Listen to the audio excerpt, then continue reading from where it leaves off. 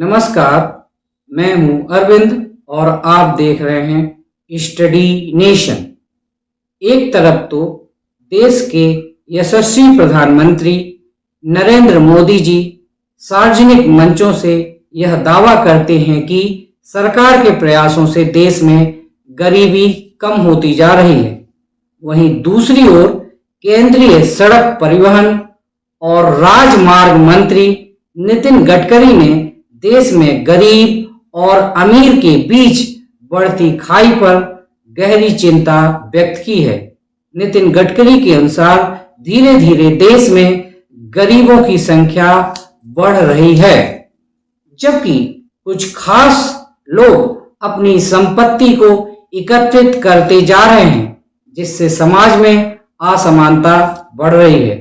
नितिन गडकरी ने कहा कि इस स्थिति को सही करने के लिए जरूरी है कि देश की अर्थव्यवस्था का केंद्रीकरण न हो, बल्कि संपत्ति का विकेंद्रीकरण किया जाए, अर्थात संपत्ति का बंटवारा किया जाए।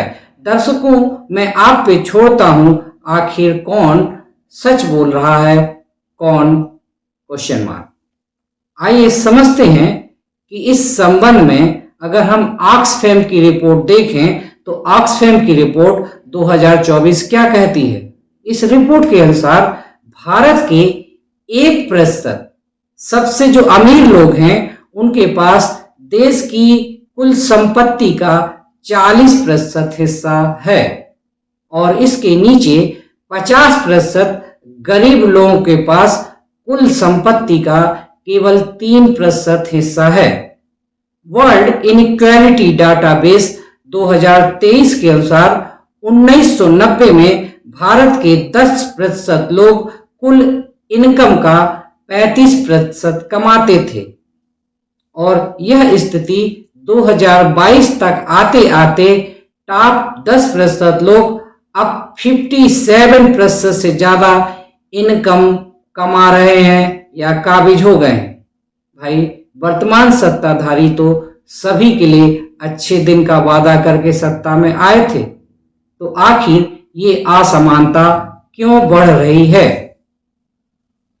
अमीर और गरीब के बीच ये फर्क आपको शिक्षा के क्षेत्र में, स्वास्थ्य के क्षेत्र में, जीवन शैली और तकनीक के क्षेत्र में आसानी से दिखाई पड़ेगा। जहां एक तरफ गरीबों के लिए शिक्षा दुर्लभ होती जा रही है, वहीं अमीरों के बच्चे महंगे स्कूलों में पढ़ रहे हैं।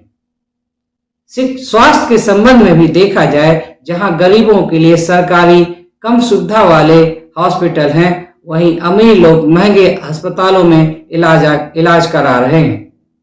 और गरीब और अमीर के बीच जो जीवन शैली है उसमें भी स्पष्ट अंतर आपको दिखाई पड़ेगा।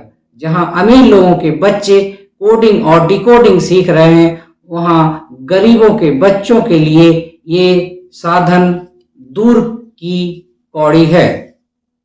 आइए समझते हैं कि अमीर और गरीब के बीच आखिर ये खाई क्यों बढ़ रही है।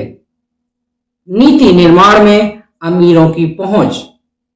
जब तक नीति निर्माण में अमीरों की पहुंच रहेगी, वो टैक्स में, रियायतों में और कॉर्पोरेट छूट पाते रहेंगे। शिक्षा और स्वास्थ्य में असमान निवेश। शिक्षा और स्वास्थ्य में यदि सही ढंग से निवेश नहीं होगा तो गरीबों के लिए ये सब सुविधाएं उनकी पहुंच से दूर ही रहेंगी। बेरोजगारी और श्रम बाजार में ठहराव। वर्तमान समय में देश में बेरोजगारों की संख्या तेजी से बढ़ी है और इस ओर सरकार ने तो बात करना ही बंद कर दिया है। न्यूनतम मजदूरी और ठेका प्रथा। आज देश में आउटसोर्सिंग के जरिए और कई अन्य संस्थाओं में ठेका प्रथा चालू हो गई है और ये ठेकेदार बहुत कम वेतन पर लोगों को रख रहे हैं और स्वयं मोटा मुनाफा कमा रहे हैं। ऑटोमेशन और टेक्नोलॉजी में भी अमीरों की बढ़त है और इस जगह गरीबों का पहुंचना दूर की कौड़ी साबित हो रहा है।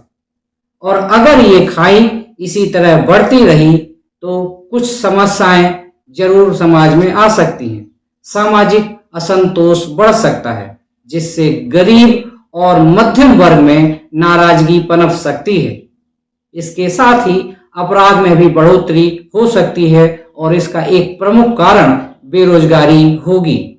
इसके साथ ही नीति निर्माण में जब एक तरफा लोगों का प्रभाव रहेगा तो इसका सीधा असर लोकतंत्र पे पड़ेगा। सामाजिक गतिशीलता कम हो जाएगी। गरीबों के लिए ऊपर उठना बहुत मुश्किल हो जाएगा। आखिर किया क्या जा सकता है? सबसे पहले अगर इस स्थिति को बदलना है तो आपको प्रगतिशील टैक्स व्यवस्था लागू करनी होगी। हमें अमीरों पर अधिक टैक्स लगाना होगा, साथ ही गरीबों को राहत प्रदान करनी होगी। सार्वजनिक शिक्षा और स्वास्थ्य में सबको समान अवसर प्राप्त हो, इसके लिए हमें इन क्षेत्रों में निवेश को बढ़ाना होगा और हमारा उद्देश्य लोक कल्याण होना होगा। इसके अलावा न्यूनतम वेतन सुधार, मजदूरों को महंगाई और वर्तमान परिस्थितियों को देखते हुए एक न्यूनतम वेतन सुविधा प्राप्त हो, इसके लिए सरकार को ध्यान देना होगा। साथ ही डिजिटल समावेशन करना होगा। गरीब तबकों को भी टेक्नोलॉजी का लाभ मिले, इसके लिए सरकार को प्रयास करना होगा। रोजगार कार्यक्रम, एमएसएमई, ग्रामीण रोजगार जैसी योजनाएं मजबूत करके हम लोगों को आर्थिक रूप से मजबूत बना सकते हैं। अंत में हम देखते हैं कि वर्तमान परिस्थितियों के अनुसार भारत एक ही समय में दुनिया का सबसे अमीर और सबसे गरीब देश बनता जा रहा है। विचार कीजिए, क्या ये स्थिति सही है? वर्तमान सत्ताधारी आपको 2047 तक विकसित भारत का ख्वाब दिखा रहे हैं। तो क्या ऐसे भारत विकसित होगा? अमीर और अमीर, गरीब और गरीब। आज जरूरत है, जब तक देश का हर नागरिक, हर परिवार, हर व्यक्ति एक निश्चित आय की ओर, समान आय की ओर धीरे धीरे नहीं बढ़ेगा, तब तक हमारे 2047 तक विकसित भारत का सपना देखना अधूरा ही रहेगा। आज के लिए बस इतना ही। नमस्कार।